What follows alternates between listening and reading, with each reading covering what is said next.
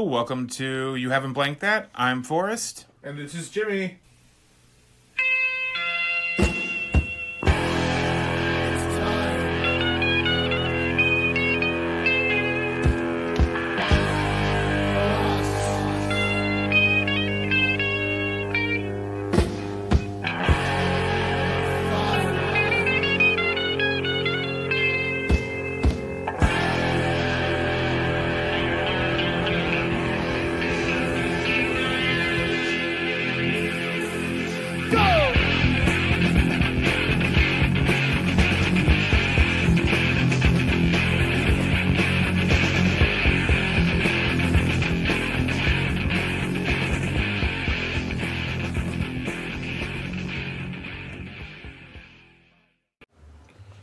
Alright, hey Jimmy. Hey, Forrest. How's it going? It's going well. Alright, so this week we watched a little movie. Well, read a book, actually. I read a book.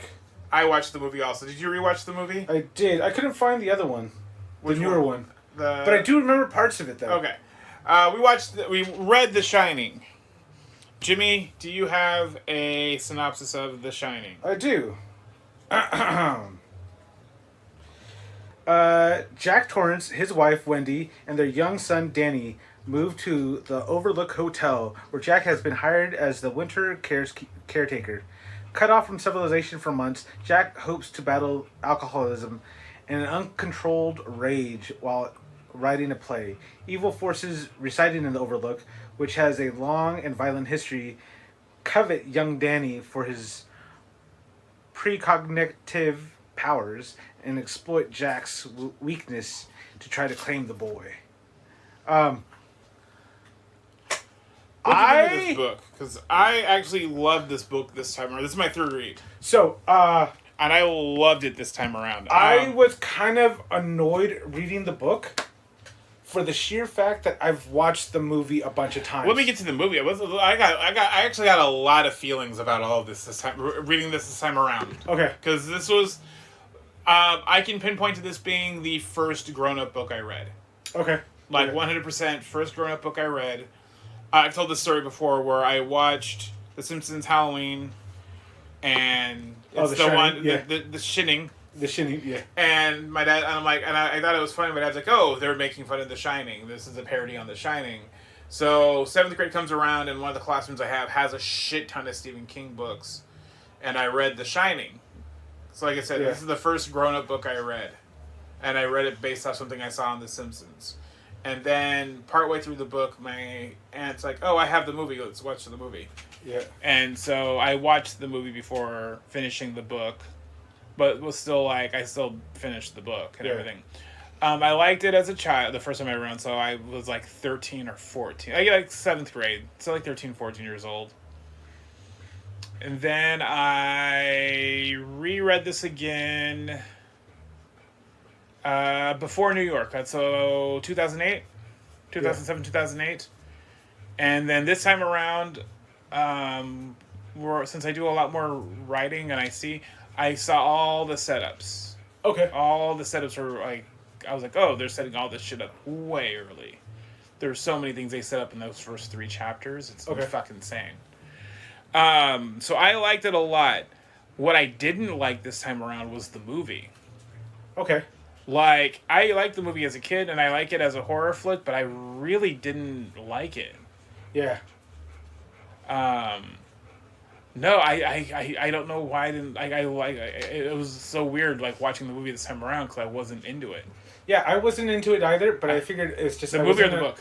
The movie, I wasn't into it. After reading the book? After reading the book. The book I liked, but I didn't enjoy the book because I kept imagining this is not what the storyline for the movie is. But then they change it because it's more like... I like the book more because it's like...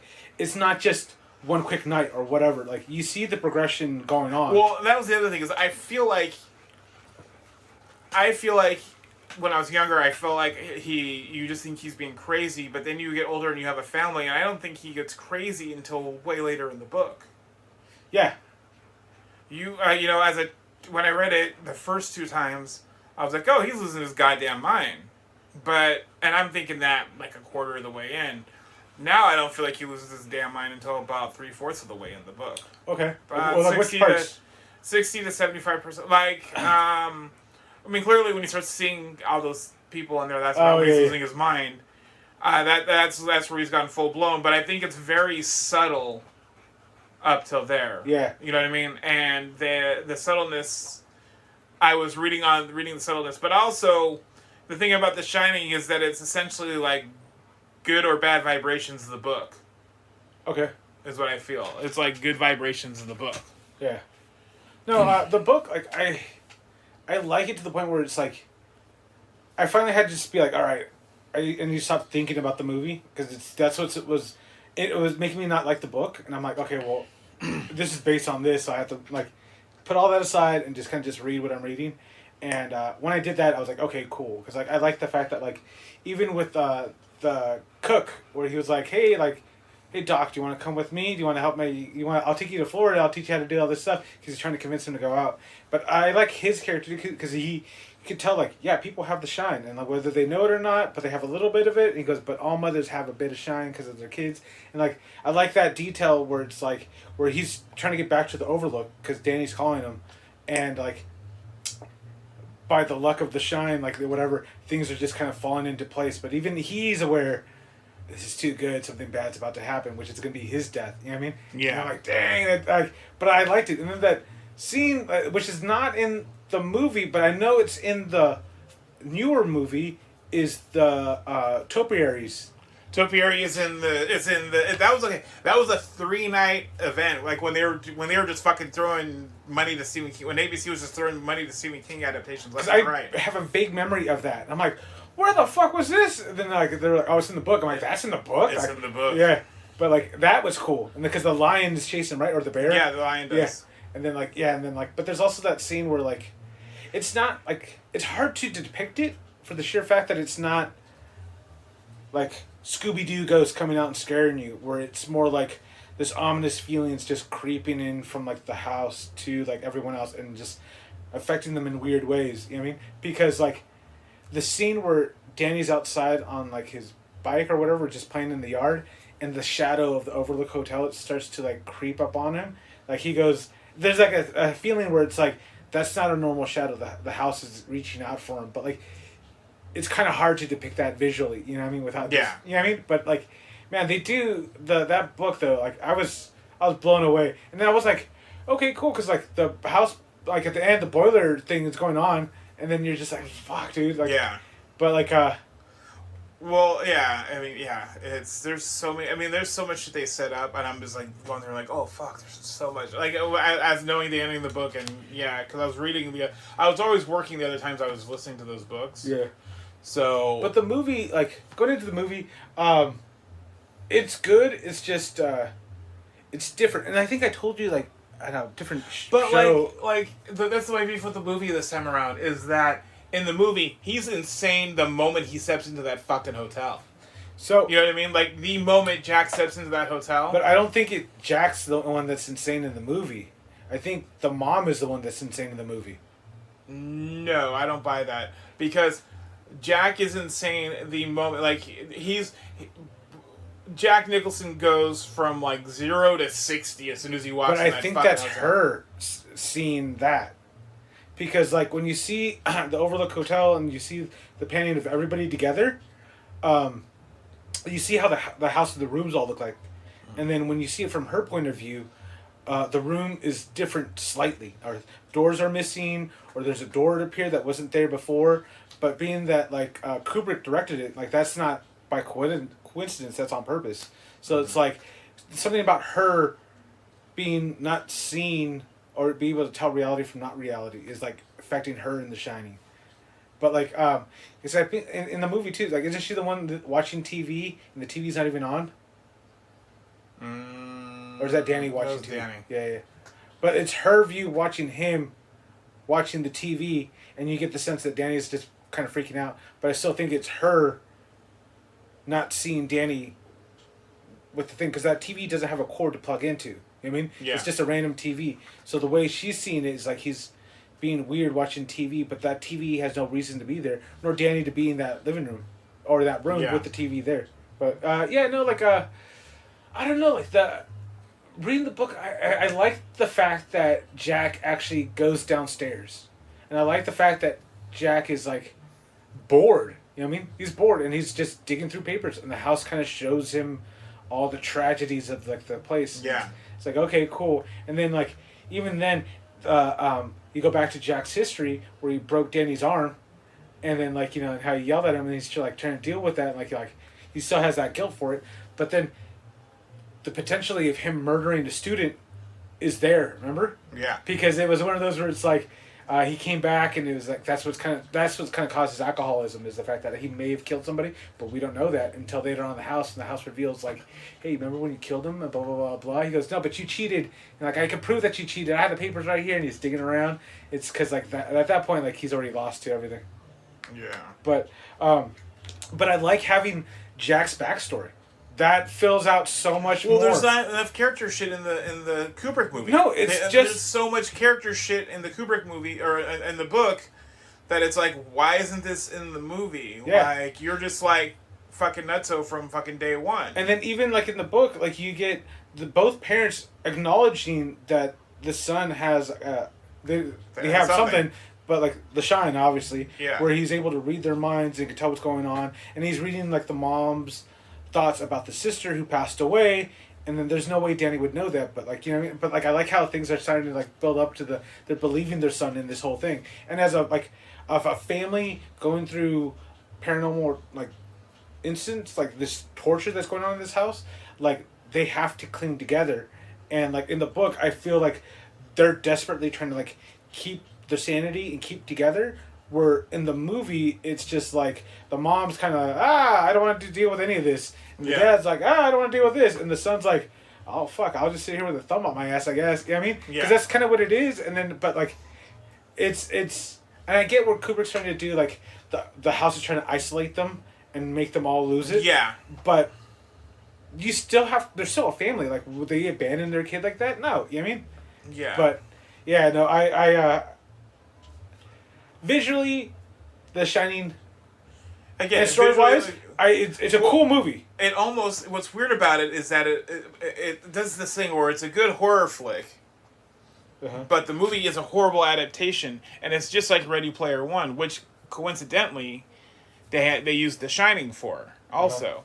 Okay. Because the Ready Player One book I fucking love. The movie I don't hate, but it's not a good adaptation of the book. Yeah. But also because I feel like something happened with Ready Player One, and I swear to God this happened. This is a weird thing that this is fucking Mandela effect. Okay. And I don't know, and I've looked this up, and I don't. Okay, so I swear to God, when I read Ready Player One, that the part where he has to reenact a movie, it was Spy Game. Not Spy Game. I'm sorry. No, Cloak and Dagger.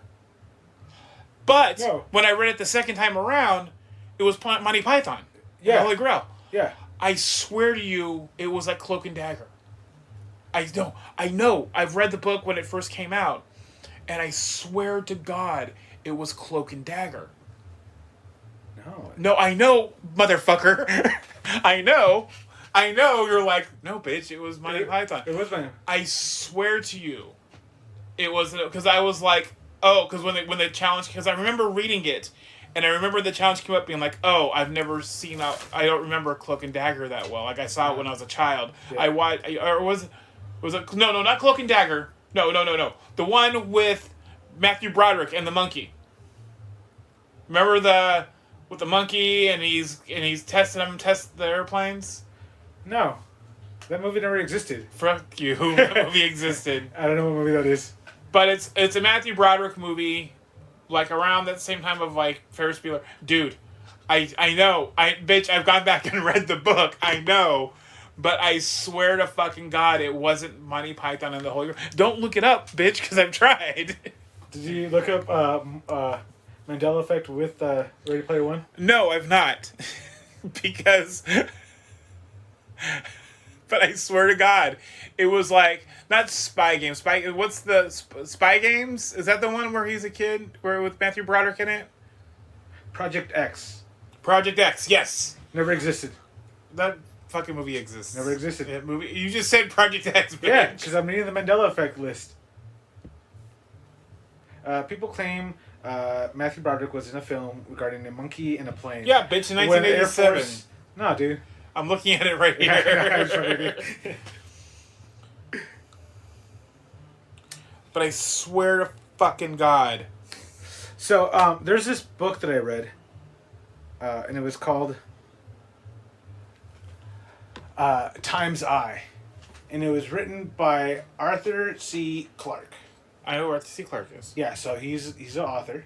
I'm aware. He wrote a little movie or book that was adapted into a movie. It's got 2001: A Space Odyssey and 2010: A Space Odyssey, and I think is it 2050.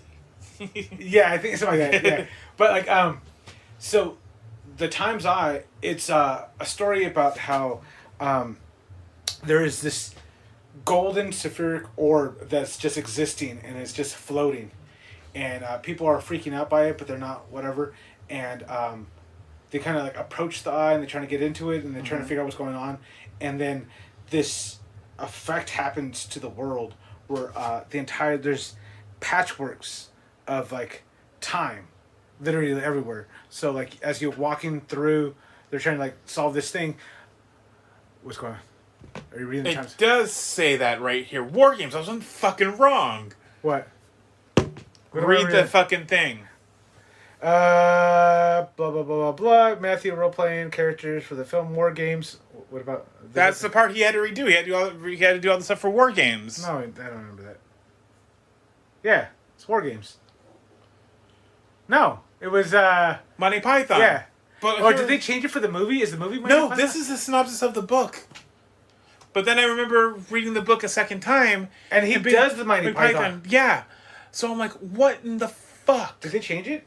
I don't know. Because I felt that way for a long time with Star Wars until I realized that George Lucas keeps updating his movies. Well, yeah, he does that. But no, like, I don't know. But Time's Eye has like these patchworks of like time that are separated, and they have these astronauts coming back to Earth, but when they land, they crash, and then like they land in prehistoric, not prehistoric, Mongolia, China.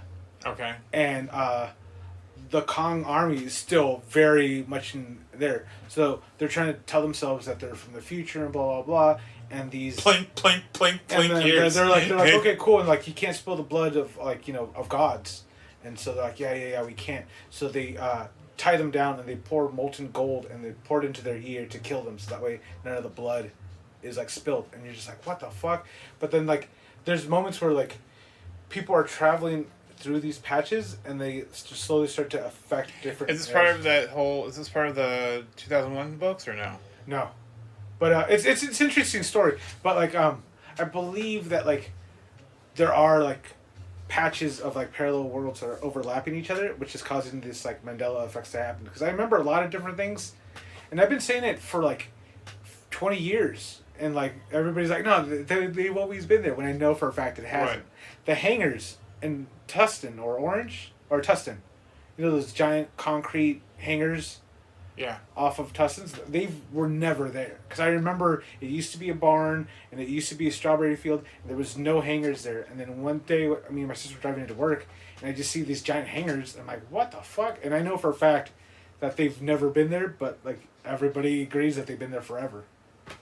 I didn't go That's down why I didn't go down there enough as a kid to tell you. But like this is where like, but I used to drive there to work every day, so I would see it every day. You know what I mean? So it's like, I would notice when they build something. Motherfucker, massive. you were also high. No, so this is why I believe I've always come from Earth Prime, and I keep like leaping into these other. Side note: are you watching that new Quantum Leap? Oh, is there a new Quantum Leap? Yeah, they already started it. Oh no!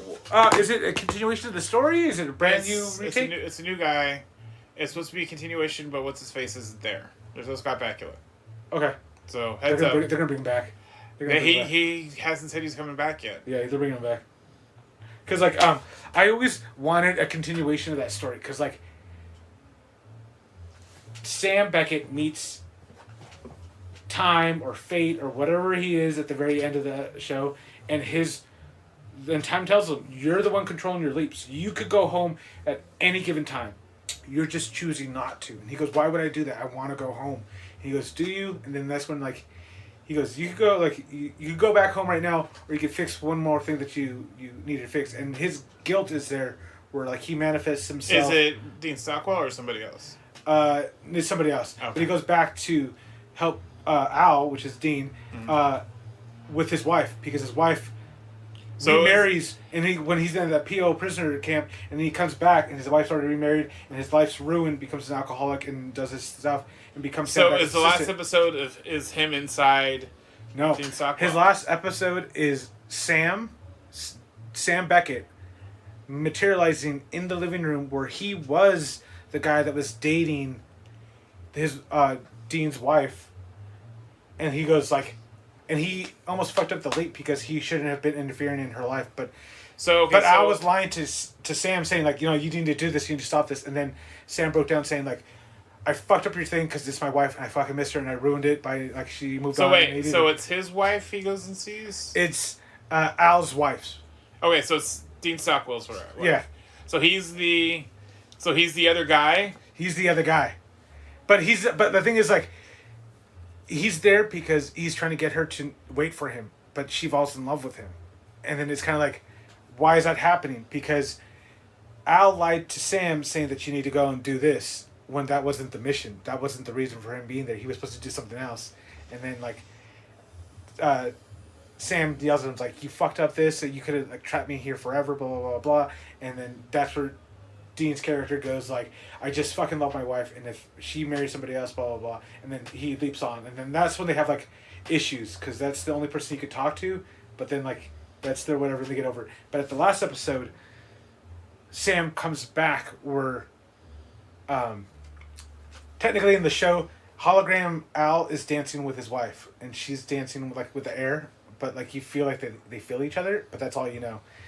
But Sam leaps back into that moment, and she's startled, like, what the fuck are you doing here? I don't know you. And she goes, hey, I'm just letting you know Al's alive. He's missing you, and he's coming home. And then she just is just overwhelmed, and she's breaking down and crying. And then Sam leaps again, but to nowhere. He just leaps into all time. And then you see the photo montage of, like, her and Al do get back together, and they do have kids, and like all this other stuff. And then, like, but Sam is lost. Wouldn't that have fucked up his thing? Yeah. Sam? Yeah. Gotcha. And then, but, like, I think because he did that, Sam now lost his link, or literally severed his link to the world that he was in. Yeah. And it was now lost through all time. Gotcha. So hence why I think when they do the remake, if it's start off from where it left off, continuing the project. It's not. It's a different guy. It's supposed to be a different guy. Right. But if they're doing that, then there's more reason why Sam should be able to come back in or direct a pivot point of the story. Because, like, now Sam is part of time. I don't know. I'm way into the show. I love it too much. But, like, I see it being good. All right. Anyway, we're supposed to be talking about The Shining. Oh, I thought okay, so I went back and finally finished Dr. Sleep. I never finished the movie. So it doesn't end in the Overlook Hotel. Where does it end? The book? Yeah. Well, the book ends after, because after everything's happened, they're in Denver for like the summer. Wait, what? No. The Dr. Sleep. Dr. Sleep. Oh, yeah. I mean, it ends in the Overlook. Oh, does it? Okay. Yeah. The movie or the book ends in Overlook? I thought no. The movie. Yeah. The book does not. The book, everybody's okay at the end of the book. In the movie, Stephen King liked what they did at the movie because they made a direct sequel to the Shining movie, but they used the plot of Dr. Sleep. Okay. It is. I know. It's full on a... I'm getting confused now. So... Okay. So, Stephen King writes the book. I'm sure he's super excited. The Shining. Cool. Okay. Stephen King writes The Shining. I'm sure as a young author, he is fucking ecstatic that one of the greatest directors of all time is making his movie. Is going to make his movie. He makes the movie. Stephen King doesn't like it, probably because all that shit that we talked about, the character shit, isn't in there. Yeah. So he tells them... So he gets pissed off. That's the first of many adaptations he doesn't like. There's a good number of adaptations he doesn't like. Kubrick is honestly the worst person in history. Oh, no, he is. Yeah. He faked the moon landing. He fucking Anyway. ruins books. So Is an occultist. So Stephen King makes the miniseries in the 90s. Uh-huh. And then I think that's part. And that was around the time I read the book, so I was able to know what was happening in the book. It was like one of the first things I can see that I finished it. Yeah. So then he writes the Dr. Sleep book 10 years ago, because Emily was a baby when I read it, like a baby, just born baby when I read it. I remember that. And so he does that, and he was okay with where his characters were and everything. And it's, they, in the book you learn that the girl who has the shine that they're coming after, she's got a different type of shine. Yeah. That she is like the love child from Jack. So it's like her sister or niece. Or something like that. Okay. Oh, you haven't read the book. Fuck, No, I'm sorry. no, that's cool. No, that's fine. I forgot you haven't read the book. No, don't worry about it. But that's interesting. Yeah. It's way interesting. Because there's this whole part where, the baby is, her as a baby is crying hysterically on 9/11. And there's, a whole thing where they connect to it. They kind of connect to 9/11. And that. Because that's interesting, because that means that ties to the Dark Tower. Oh, there's a lot. Everything goes back to the tower, Jimmy. Dude. Yeah. Everything goes back to the tower. Cause the wheel, dude. Go ahead. So when they make this movie, Warner's has the rights to it because they have the rights to The Shining. They tell Mike Flanagan to use the Dr. Sleep book, but make a sequel to the the Stanley Kubrick movie. Okay. So that's why they go back to the Overlook. Oh, okay. In the book, they go to Overlook's not there anymore. Right. They blew up the Overlook at the end of the book. Yeah. So they go to the spot and they actually see Jack. Like they see Jack's ghost or something like that. I think Danny and her are able to see Jack's ghost. Yeah. Because they got the shine. Oh, does he look like the? I think he was all happy and stuff. He helps them at the end. Does he look like the grave digger in the Haunted Mansion where he's just shaking? No. Oh, with a little lantern. That was an old man with Parkinson's, sir. I don't know. I'm joking. Ooh, my bad. No, I mean it's been a long time. I was going to try to reread that book, but I don't have time. There's so much to. I think I want to read that book now. It's good. It's a good read. It's a great read. I enjoyed it. I'm sorry I ruined a little bit of a twist. No, that's but that kind of explains why she has that. Well, that was the other thing. There's a couple things. Other thing I learned too. So the movie. Stephen King was okay with it. Okay. Going back to The Shining. to the hotel because they because they blow it up at the end. He does the same thing that Jack would have done at the end of the book. Yeah. So he was like, "Oh, I got my ending." Yeah. Now, I thought that was kind of a dumb ending though. Like the ghosts are the house. The ghosts are within the house. That's one of the. But it's one of those where it's like you're not going to remember the boiler, which is like the main key to keep that place alive, to make sure it doesn't blow up your And maybe it was working, and maybe it was one of those things that it was working. But but the ghosts were so desperate for Danny that I could see why they would kind of overlook it. But at the same time, yeah. But it's also one of those. My thought on it was that it was working fine when they were. It wasn't an old boiler at that point. It was a newer boiler. In the movie? No, in the book. No, it was an older one. Remember, because he had to go back. No. It's old. Like, if I am Jack and yes, it's an old boiler. But the ghosts, the ghosts wouldn't be thinking of the boiler because it wasn't new to them. It's still new to them. Yeah. As a ghost, that's how I interpreted that. That's a good way of looking at it too. That's how I figured because it's not old and broken to them. It's old and broken to Danny and fucking Jack and all them. And when they're telling them when they're setting everything up, it's old to them. It's the old boiler that if you don't go and let the steam out, it's gonna fucking blow your fucking shit up. Yeah. But the entire time I was thinking about the boiler, I was thinking of Homer with nuclear vents. Yeah. Yeah. Nuclear. But okay, did you watch Black Phone? Did you get a chance to watch Black Phone? Okay. Someone already ruined the story for me. So okay, those kids have. I think those kids have the shine. Oh, okay. That's why I wanted you to watch it because I watched it right after I watched because I had watched The Shining and I was like, oh, this sucks now.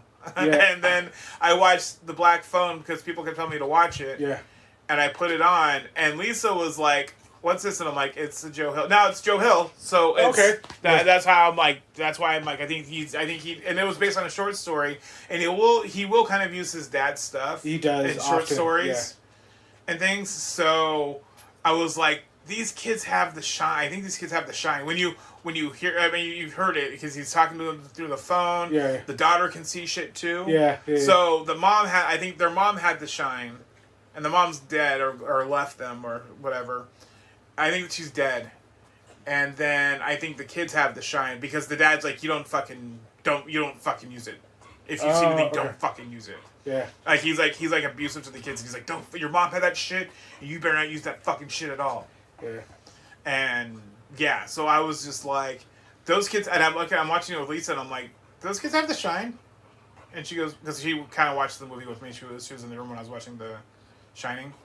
Mom, those kids got the shine. And she goes, oh, I don't know.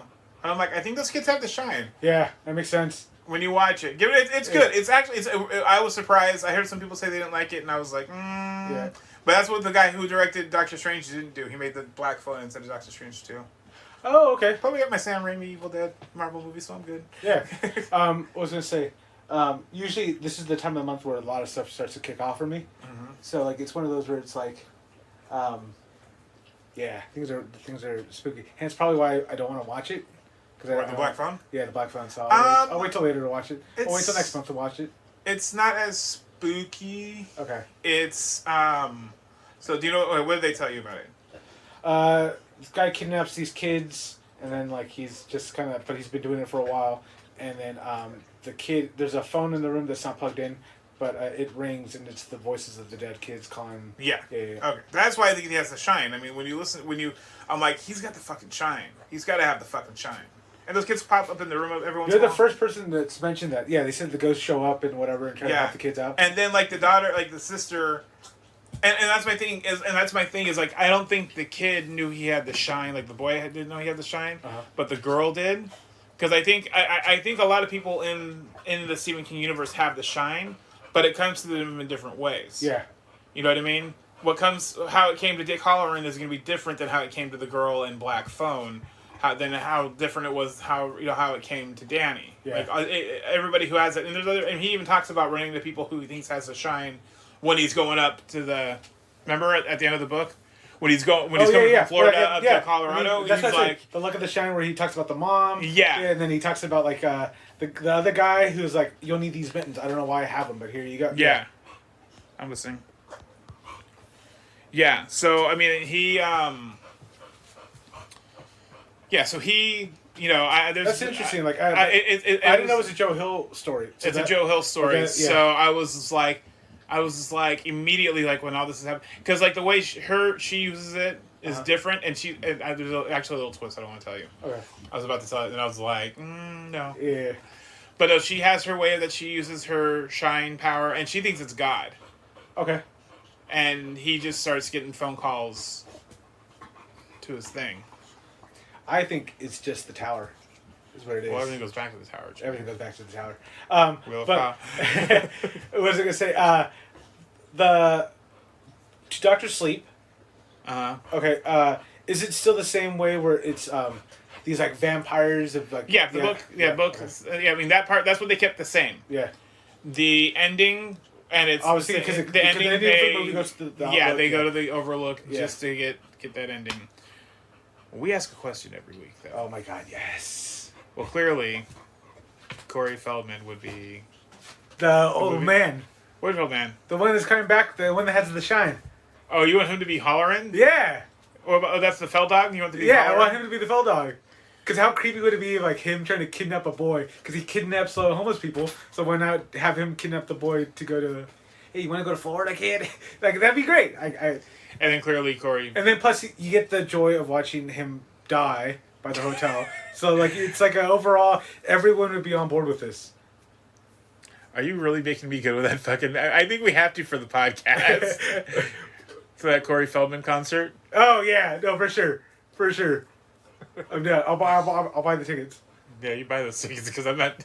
Corey Feldman got enough money from me from Goonies. Dude, when Luke posted up the thing where like he goes, "Oh, you should just go to the nearest Applebee. I'm sure we'll be playing there." I was offended. I'm like, "Fuck you, dude." I was mad. I didn't see that. And I put a mad face on it, and then I clicked the link, and I'm like, "Oh shit, he's playing at Applebee's." Is he really? Yeah, no, he was literally dancing and like singing at an Applebee's, running up and down like the runners, the food runners, all like singing to like everyone at the restaurant. Did you not see that video? I did not see that. Oh, watch it. I don't know what Facebook does. Facebook does this weird thing where I don't always get my things that people comment on. I don't either. Like it's random. You know what I mean? And it's like when people start shit and they're fighting on my thing, I don't have to see it. I have to go back and look at it. Yeah. But yeah, no. Yeah. Because I'll go back when Ben's fighting with people. Jeez. So little Corey Feldman would clearly be. I don't know. I don't want him to be. You want to be Danny? No. Why not, Jimmy? No, I think I'd rather him be like throw him in as a ghost somewhere. You know what I mean? If I'm pretty sure these ghosts were moonwalking in the 20s. No, if it's gonna throw him in there, throw him as a ghost in the ballroom scene, or have him be like or like a little waiter going around with the hors d'oeuvres. Like that's what I would see for the movie. For the book. So hold on. Like, for the movie, you see him do that, or that's what he would be Corey doing Feldman normally. Be the kid that Jack runs over and murders. He doesn't run him over. Doesn't he kill him? No. No, because they make a thing saying that like, she saw the car and she knew she must have hit somebody with the car, but there was no damage to the car, and she was waiting for a phone call saying that Jack killed somebody or whatever. No, but Jack nothing came of it. Kill anybody? He kills that kid. No, he doesn't. He beats the shit out of him. Kills him. No, he beats the shit out of him. Kills him. That's what he got fired for. He got fired for being a drunk. No, he got fired for being a drunk guy who beat the shit out of one of the students because the student was he cheated. Well, he cheated. Yeah. And on top of that, he was the head of the debate team. Yeah. And he stuttered, and he's like, dude, I can't. And he was just like, dude, I can't have a stutterer on my debate team. Yeah, you're right. But he was trying to say it nice, like that's why he. Yeah. And that's why he beat the fuck out of him. No, because he went there and slashed his tires. Moral of the story: he went and slashed. Don't Jack make fun of stutterers.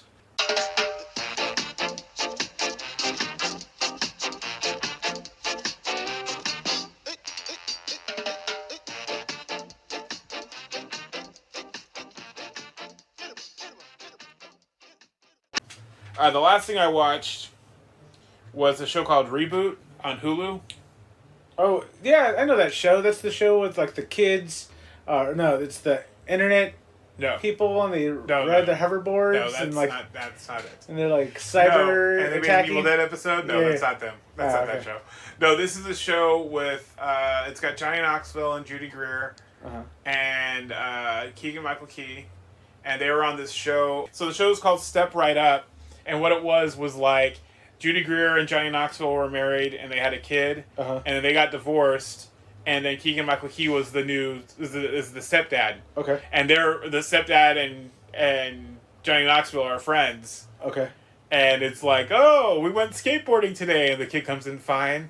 And it's like, not everybody. And like, Keegan-Michael Key's all busted up from skateboarding and stuff. Nice. And so that's the joke of the show. So what happens is this lady wants to come in and like reboot it. Okay. And change it. And it's it was Paul Reiser plays the guy whose show it was originally. Okay. And he's like, no, you're not. We're gonna fucking do like how I want to do it. Yeah. And Keegan-Michael Key was like this actor from Yale, and he kept doing like he was this kind of like the pratfall, like made to look like an idiot person. Yeah. And so he doesn't want to do that. Like he wants there to be some kind of substance to us. And she's like, oh, and she puts this thing in there. You don't know what it is. And you keep saying there's a secret at the end of the episode, and you know that's what we're gonna do. You know, he's like there's a secret at the end of the episode, and you don't know what it is. But they just keep mentioning it. Okay. And I think it's something that's going to pay off later in the season. I've only watched one episode so far. Oh, okay. But it's really funny. And it's the guy who there were two people who were working on Modern Family, and it's one of those guys. Oh, okay. And he, because they got in a fight during Modern Family, so there would be like half the episodes were his writing staff, and then half the episodes were the other writing staff. It's ridiculous. Yeah. I saw a few things I just remembered. Okay. I saw Sins of Our Mother. Have you seen that? Is it on... It's on Netflix. Netflix, okay. Okay, so Whew, this story is crazy. So it's a true story about this mother who murdered her 4-year-old son and her 16-year-old daughter. Okay. And it just follows the court case of what's going on. So it's like, you got like these, like, I believe she's a Mormon, and then so like, you know, she has her husband conveniently dies, and then she runs away with her new boyfriend and gets married in Hawaii like 12 days later. And you're just like, what's going on? And like the older brother, who's like 21, 22, is trying to call and see what's going on. And the fact that she's getting married, or that she's already married, and she's like, what the fuck? And she's like, where are the kids? Where are the kids? And you're like, I don't know, what are you talking about? They're with God, and like, blah, blah, blah, they're taken care of. And then you're just like, what? And then you find out later on that she murdered the kids, and then like she buried them in the boyfriend's backyard, and then like she goes into court, and she's like walking up to the thing, and like, I'm telling you the whole story, but she walks into the court, and the son, who hasn't seen her in a while, is like desperately trying to get the mom to look at him, and she's just. Is it one of those like, if you were there I would have killed you too type of No, things? it was like one of those like, mom, like, you tell me what the fuck's going on. And during the whole thing, rather than look at her son for like comfort, she looks at the boyfriend and is like, how the fuck are you looking at somebody you met 12 days ago and not me? They met 12 days ago?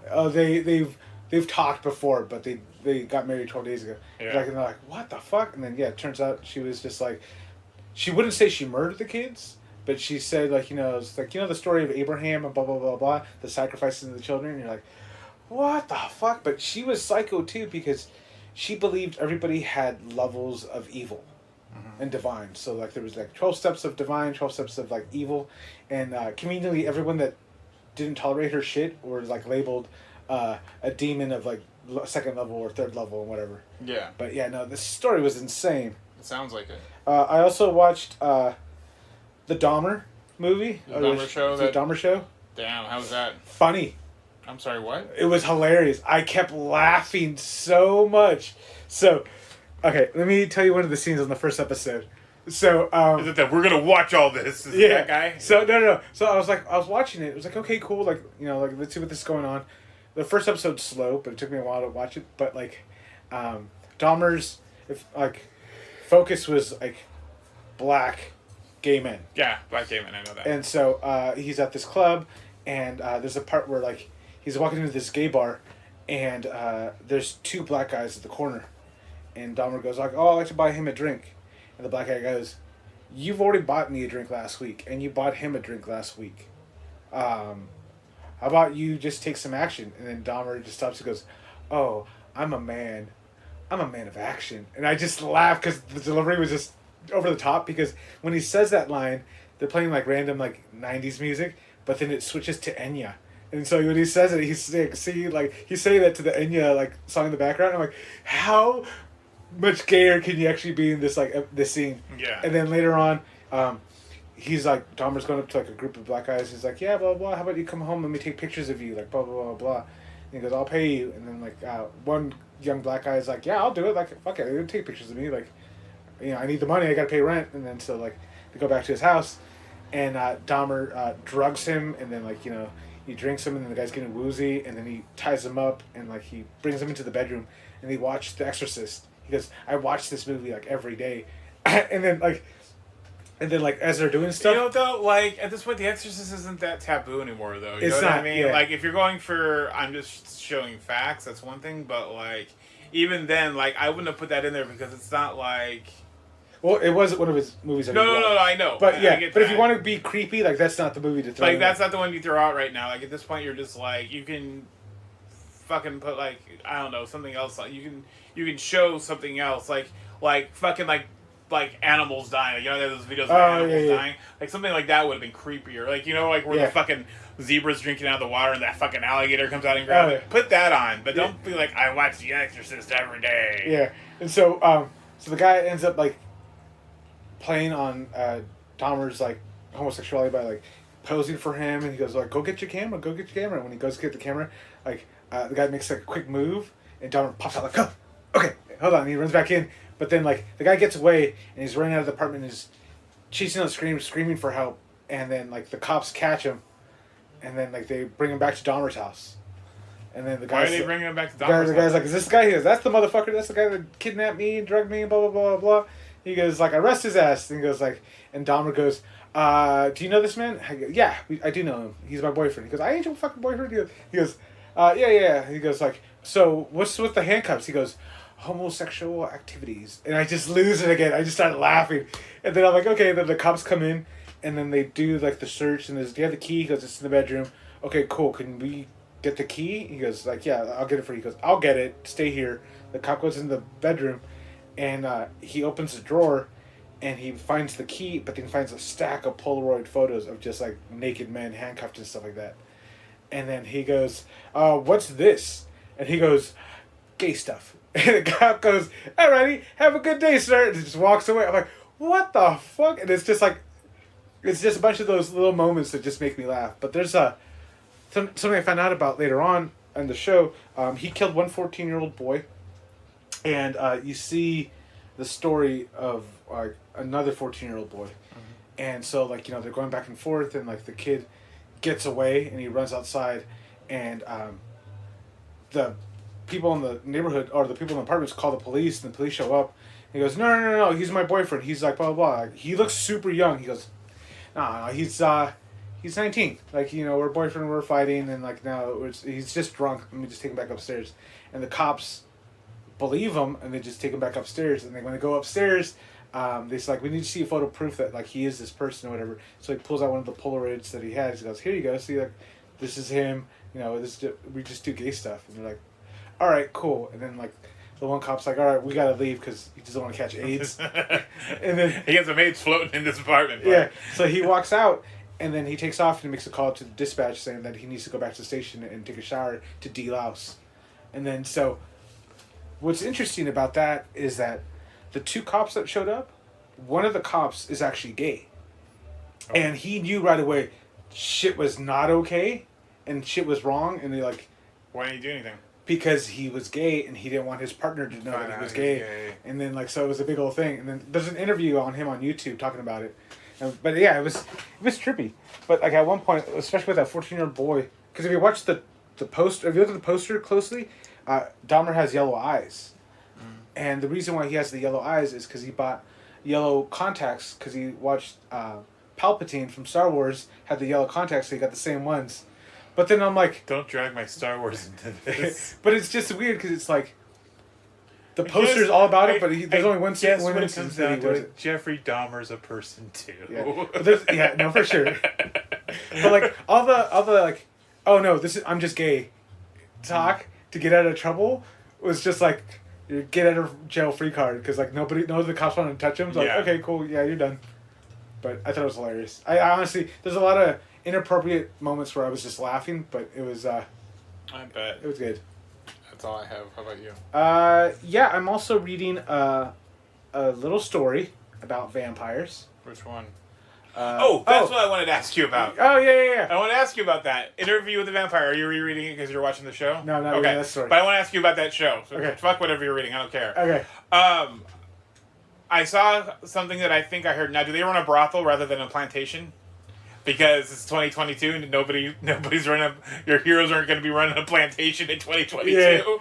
Because I was like, because everybody's like, oh, it's a brothel. They have a brothel, they have a plantation. And I'm like, oh, and then the first thing I thought of was like, oh, it's 2022. We're not putting plantations on shows anymore. Yeah. They do make a reference to a plantation.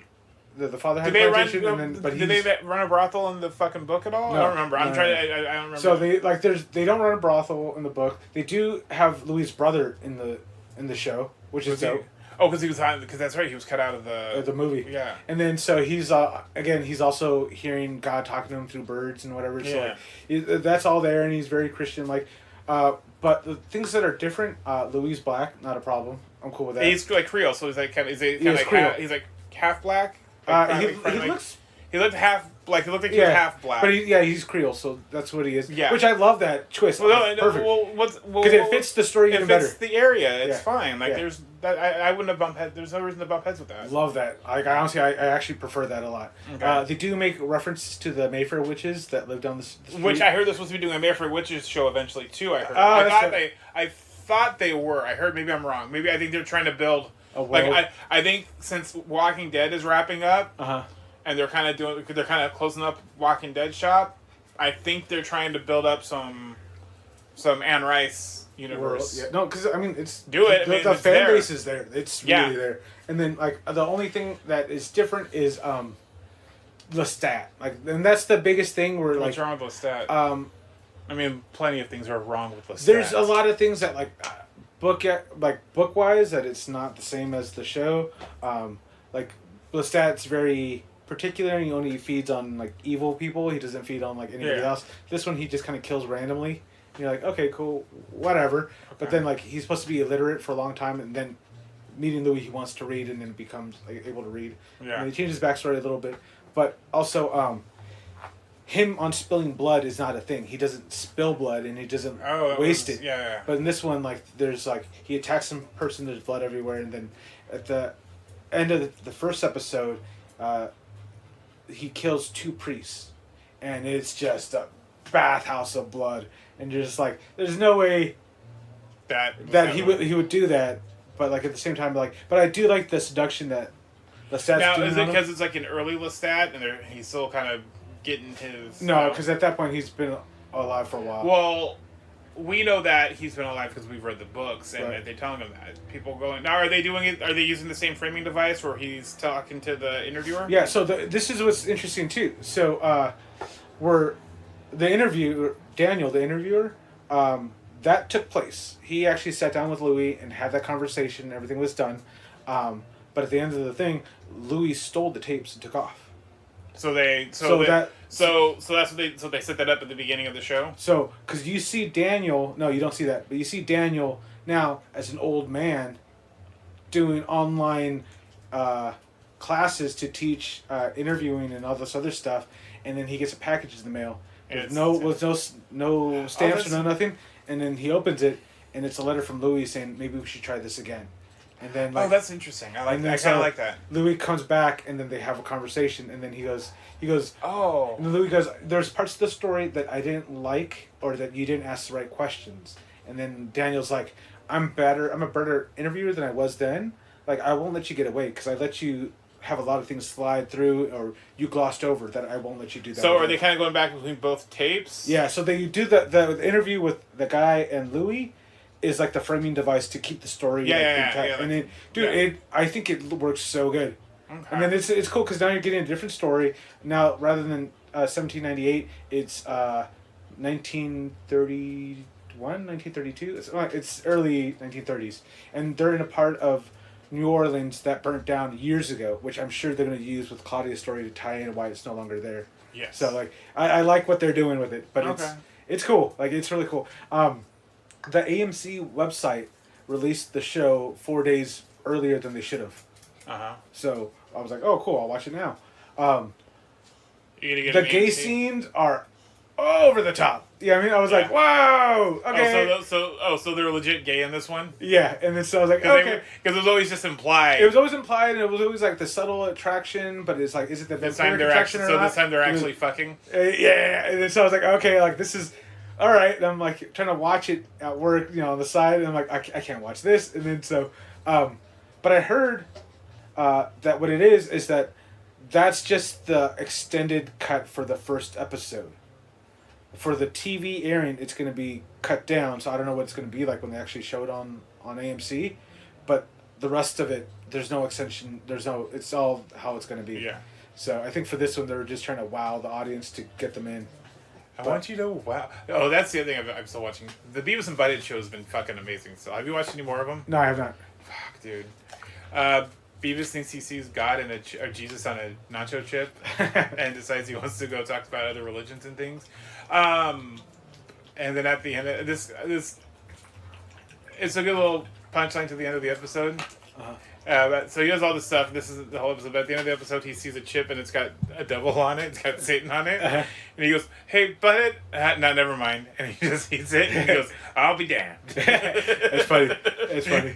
But now I've ruined my child because I watch it without her, and she's like, "You watched it without me?" Oh, really? And that's cool. Well, I let her watch it on the on the basis that we know two things: Beavis and Butthead are stupid, Yeah. and we don't do what Beavis and Butthead does. Yeah. And except for make fun of videos. Yeah. So that's it. So yeah, I've let her watch Beavis and Butthead and she likes it. That's cool. She got like today. I was like, oh, Jenny goes, hey, Daddy, did you watch Beavis and Butthead? And I'm like, yeah. And she's like, you watched it without me? And I'm all like, oh, I'm sorry, honey. Well, why? I'll watch it again with you if you want me to. Okay. Yeah. Was it? I saw the book that I was reading. Yes. Vampires. Yeah, vampires. I don't know if you know the author because he's kind of like who? Stephen King. Oh, are you reading Salem's Lot finally? I am.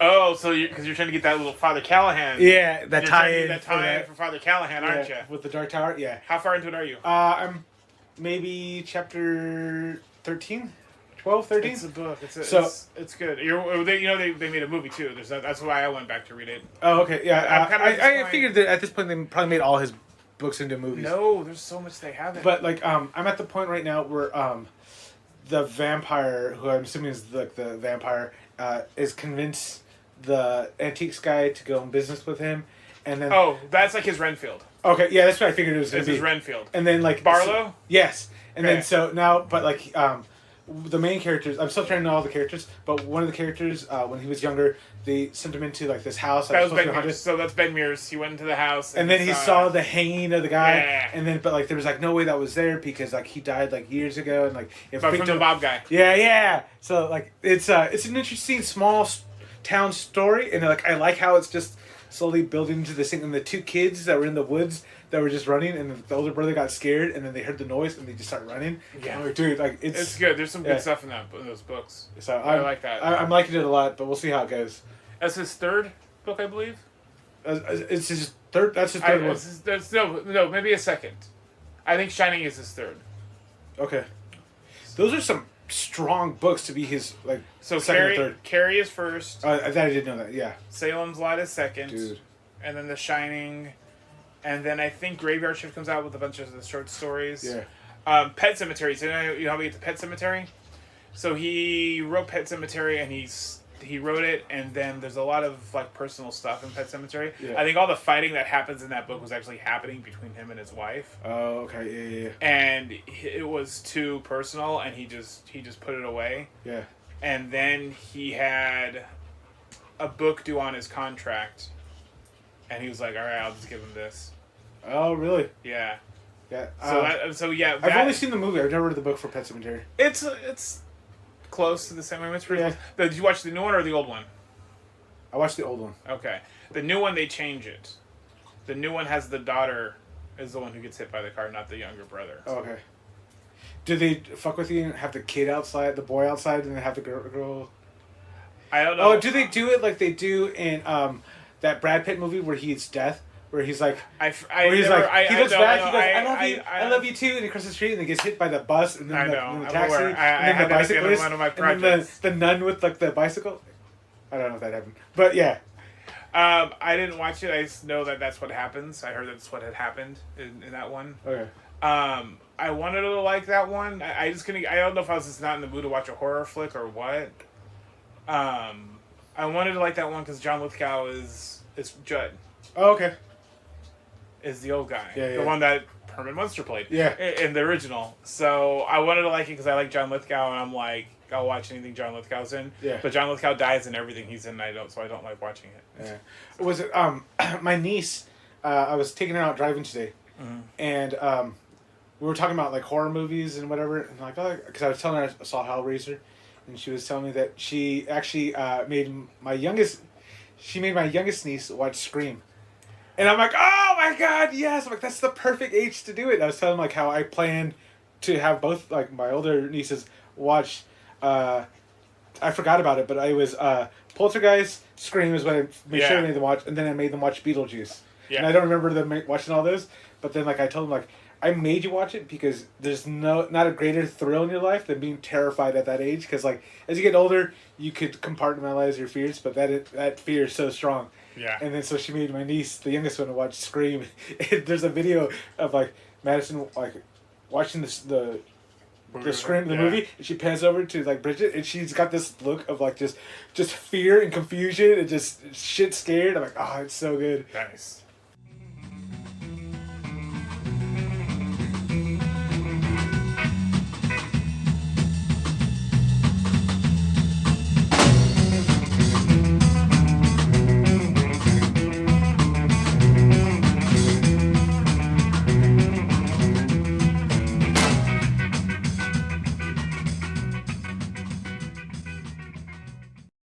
Hey, Jimmy. Hey, Forrest. All right, so next week, we're gonna watch a little movie called Everything, Everywhere, All at Once. That sounds like a lot of just crap. It is not. It is. Oh, this is that Korean movie, right? Or no? Chinese. It's a Chinese movie. A lot of Chinese stuff. Yeah. Okay, cool, sweet. Next week. Next week. Well, that's gonna do it for the episode this week. If you have any questions or comments, you can hit us up at our Instagram at YHBlankThat. or you can email us at yhblankthat@gmail.com. Bye. Bye.